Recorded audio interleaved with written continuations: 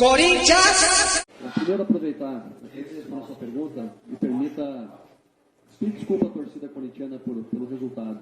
Né? Resultado que foi muito ruim para nossas pretensões, pelo momento crescente que a gente vinha vindo, após uma vitória contra o Guarani e também o empate para o São Paulo, que tínhamos apresentações melhores. Especificamente sobre essas questões dos números, né? Qualquer tipo de explicação, né, que eu possa dar hoje, ela acaba caindo, né, às vezes por terra pelo resultado final. Mas o número de finalizações é bastante alto. E principalmente não só o número de finalizações, mas o número de chances de gol. Né? Tivemos 8 chances de gol, né, para tentar fazer mais de um gol.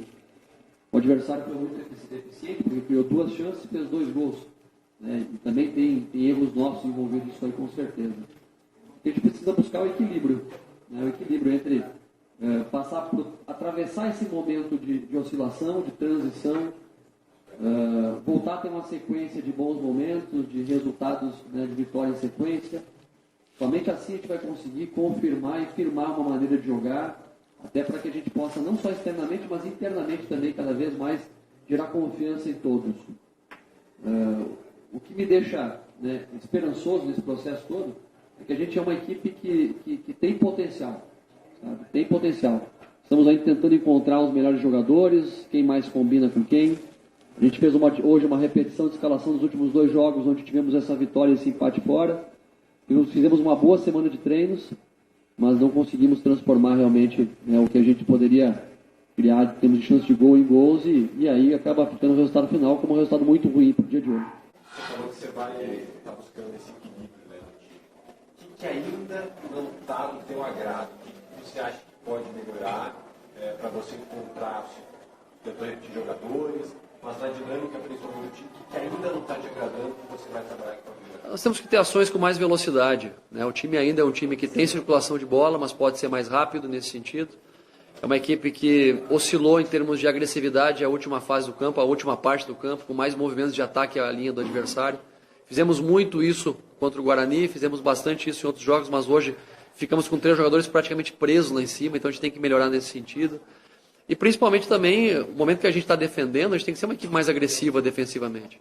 Porque hoje mesmo o gol que tomamos para o primeiro é um gol onde nós estávamos praticamente com todos os jogadores atrás da linha da bola, e o adversário foi entrando com naturalidade, né, com pouca pressão ao cara da bola, e aí, consequentemente, fizeram um gol que fugiu um pouco do contexto do jogo, né, porque estava muito controlado, a equipe tranquila dentro do campo, e essa tranquilidade e essa agressividade é o que a gente tem que estar mais atento para que não possa, né, ocorrer o que ocorreu hoje. Nós tínhamos chance de fazer o segundo gol quando estava 1-0, né, no mínimo 2 chances, e aí sofremos um gol no final do primeiro tempo que volta para o intervalo com uma perspectiva negativa. Né? E aí, todo o segundo tempo, as coisas vão se enrolando, você cria chances, não faz. O adversário que vem com uma proposta muito clara de defender, né, vai crescendo, e, consequentemente, você daqui a pouco, num lance isolado, toma o segundo gol e decreta a derrota. Thiago, por que você tirou o Wagner logo no intervalo? Porque eu precisava ter mais movimento no comando de ataque. O Wagner ele fez o gol, foi importante naquele lance específico, mas eu estava com o Johnny Gonzalez, o Wagner Love e o próprio Mauro Bocelli, os 3 muito presos e recebendo somente bolas de costa. E a ideia central era que o Johnny tivesse mais jogadas de profundidade, assim como o próprio Wagner, rodando ao entorno do Mauro Bocelli. Então botei um jogador de mais movimento, de mais mobilidade. Voltei para o segundo tempo ainda apostando que o Johnny poderia dar esse retorno do segundo tempo, ser esse jogador mais agressivo, de atacar as costas do adversário, ter mais profundidade, mas igual ainda não conseguimos, né, ter o mesmo equilíbrio. Depois ainda mudei um pouco a característica, né, para a entrada do Pedrinho também, para ter esse jogador de movimentação, de tentar entrar nos espaços que o Água Santa nos permitia, porque o Água Santa não fez uma marcação muito dura, a gente teve espaço para jogar. Faltou um pouco mais de contundência, um pouco mais de desequilíbrio, um pouco mais de aproveitamento, para a gente ser efetivo nos gols e sair com a vitória. Thiago, é muito fácil ser um engenheiro de obra pronta, falar de coisas do passado, mas você se arrepende de não ter assumido o Corinthians já na reta final de 2019 para antecipar também o seu trabalho de conhecer os atletas? Você chegou, já teve uma pré-Libertadores e as coisas não estão acontecendo, acho que com a velocidade que você gostaria. Não, eu não me arrependo, até porque naquele momento eu não estava preparado para assumir o Corinthians. Eu estava com a cabeça totalmente voltada em outro projeto, num vínculo de quase 3 anos. Então, emocionalmente, eu não teria condições de assumir aquele momento, porque o papel do treinador, além de organizador, e de gestor, ele é de inspirar as pessoas. E naquele momento eu não tinha vínculo nem conexão alguma com os jogadores que aqui estavam. Então, para estabelecer essas conexões, precisava tempo. Então, as pessoas que estavam aqui estavam muito mais habilitadas para dar resposta naquele momento do que eu. Tiago, eu queria saber se o gol da virada deles foi mais por você ter perdido um atleta que você tem muita confiança, que dá muita oportunidade para o seu time, ou só veio refletir o mau segundo tempo que o seu time fez? Eu acho que tem influência, sim, de ter um jogador a menos, porque a bola acabou entrando direto no Gil numa disputa de pivô. Tem influência também do atleta do Água Santa ter levado a bola com a mão, no lance. Isso acabou também gerando a vantagem dele em relação ao lance. Mas o segundo tempo a gente criou para fazer um segundo gol. Não teve qualidade e eficiência para isso. Então, o que mais me preocupa nesse processo é que a gente tem o equilíbrio. A equipe vai perdendo a confiança com esses detalhes, sabe? Que são lances pequenininhos que vão se somando e daqui a pouco um jogo que está na sua mão para você vencer se torna um revés e você acaba perdendo. E aí acaba tendo muita dificuldade depois de explicar os porquês da derrota. Né? Tiago, o Corinthians está extremamente ofensivo, melhorou bastante nesse aspecto da sua chegada.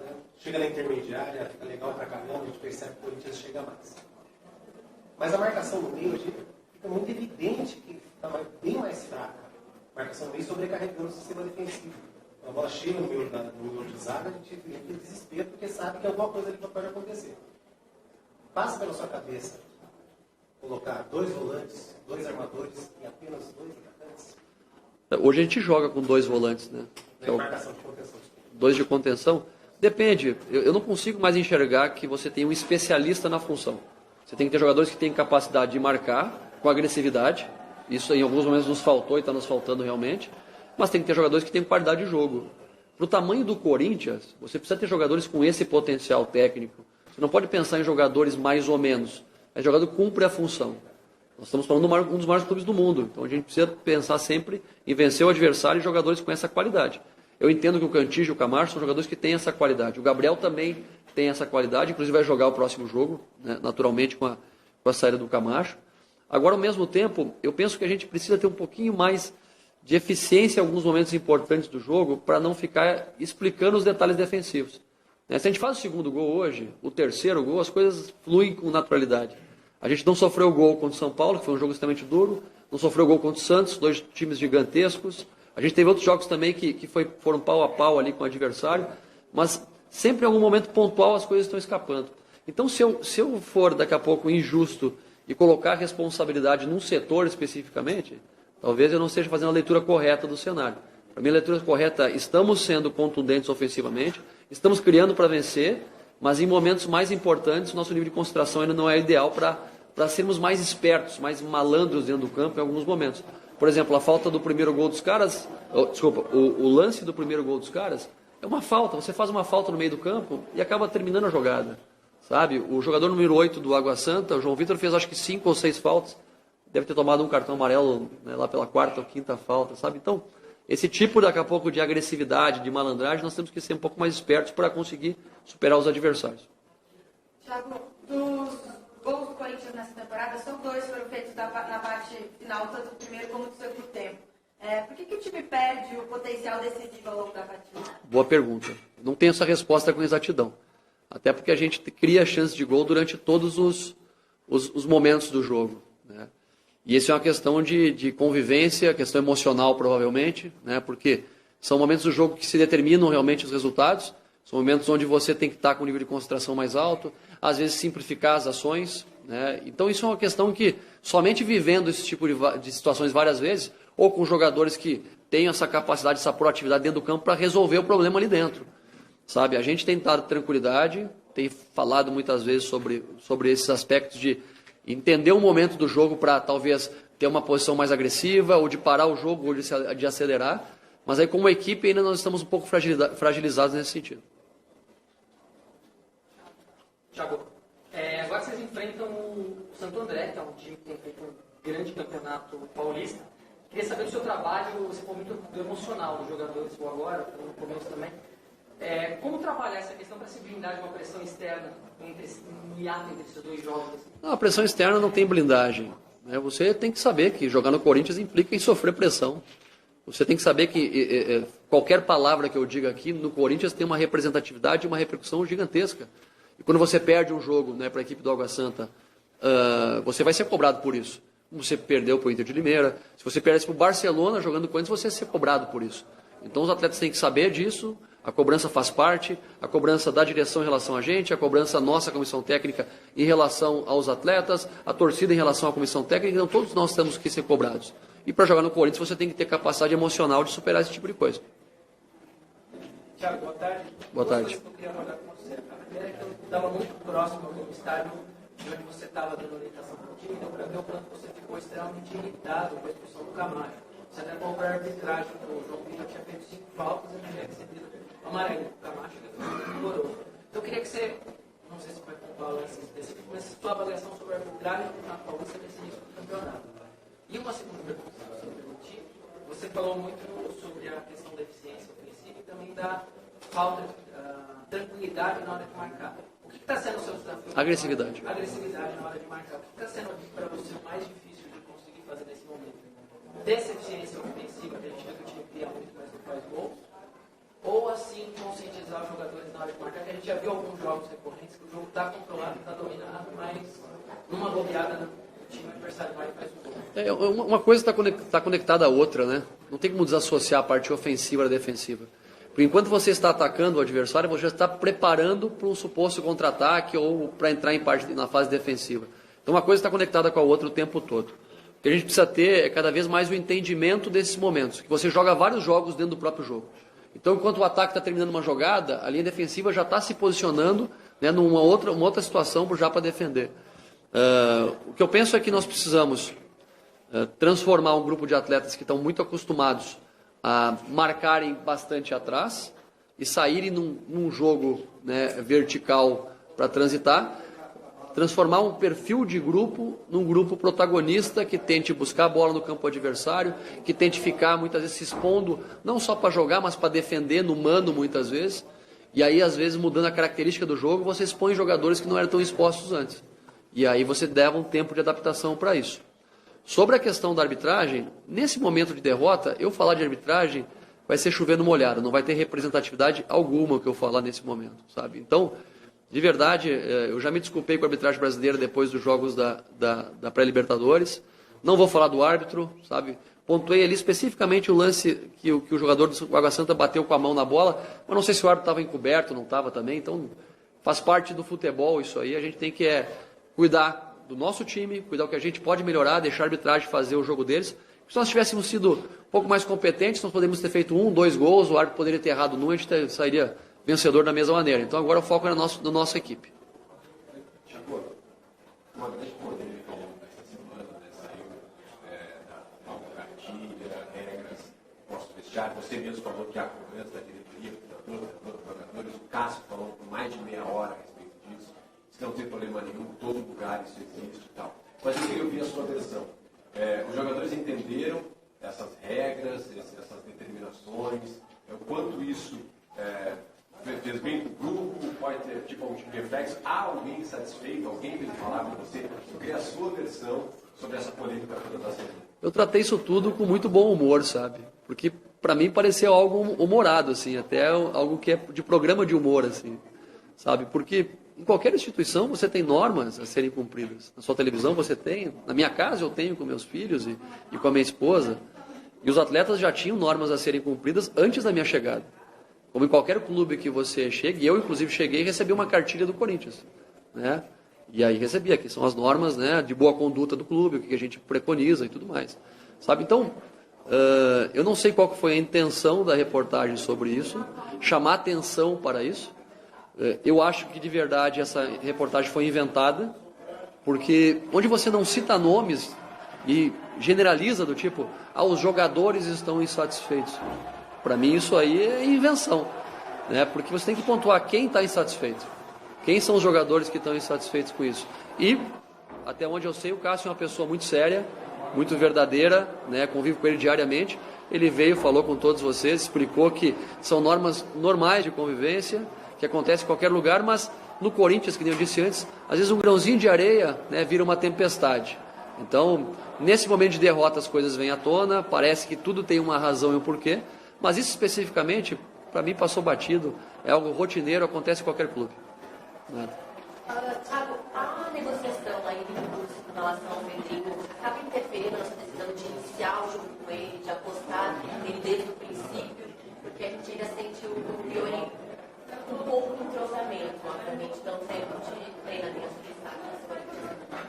Olha, o Pedrinho é um atleta que eu, por mais que conheça ele de muito tempo, sabemos da qualidade que ele tem, ele é um jogador que tem que se complementar com os demais. Eu buscando esse equilíbrio entre um time que consegue ser organizado para ficar com a bola, para chegar com a bola mais trabalhada, e também jogadores verticais que pisem na área adversária, que ataquem o espaço, muitas vezes concorre com o Luan. A gente jogou com os dois juntos contra o Guarani porque era um jogo especificamente que nós sabíamos que iríamos jogar dentro do campo do Guarani. Como aconteceu, sabe? Então a gente jogou com dois atacantes, 2 meias dentro do campo do Guarani e com os laterais muito agressivos, liberando espaço de corredor lateral. Então, eu penso sim o Pedrinho jogando. Acho que jogar com 2 meias e 2 atacantes, hoje que nós temos, que é o Mauro e o Love, não são a melhor combinação. Talvez o próprio Johnny como um segundo atacante por dentro. Porque quando você joga com 2 atacantes infiltrados, você não pode ter jogadores de pouca mobilidade. Tem que ser caras de muito movimento, tanto para atacar como para defender. Então tem que ser caras que têm característica de cair de lado, de atacar a linha, de fazer pivô e conseguir também ter uma pressão no adversário.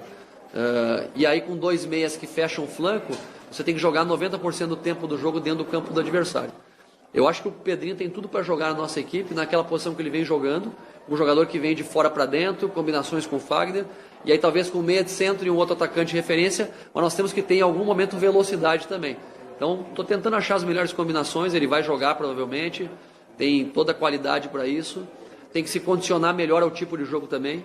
Hoje a distância que ele percorre é uma distância baixa em relação aos demais, né? E até para que ele possa chegar, quando ele for ao mercado europeu, mais preparado do que ele está hoje. Não tem relação com as Não, por enquanto não.